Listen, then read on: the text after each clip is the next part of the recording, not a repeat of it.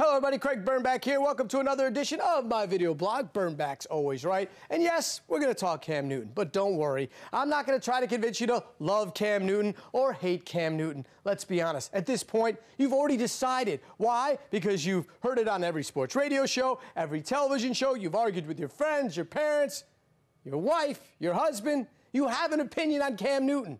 And that's kind of what I want to talk about. I want you to appreciate Cam Newton for the fact that he made you have an opinion, that he made you have an argument because he was interesting.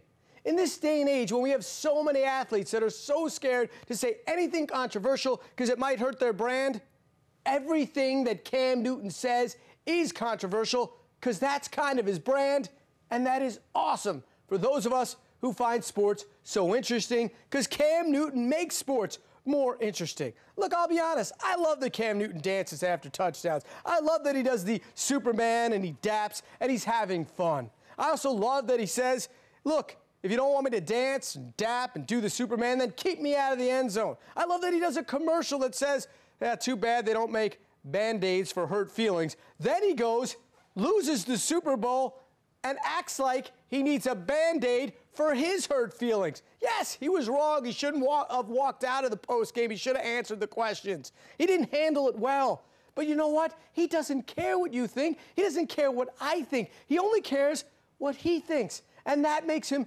actually interesting.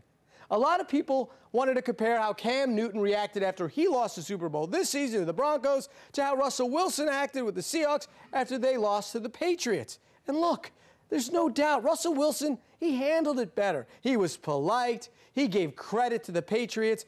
He handled all the questions perfectly. Everything he said was by the book because that's who Russell Wilson is. He's a great player, but he's a terrible interview because all he does is give you cliche after cliche after cliche.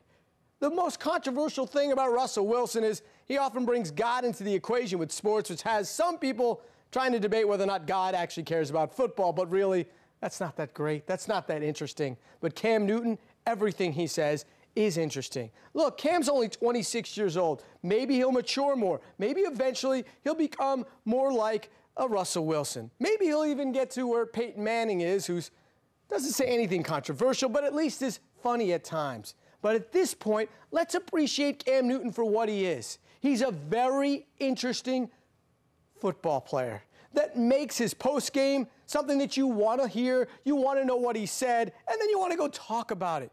Cam Newton is not a robot. I'll say it again. Cam Newton's not a robot, and that is awesome. And how do I know that? Well, that's simple. Birnbach's always right.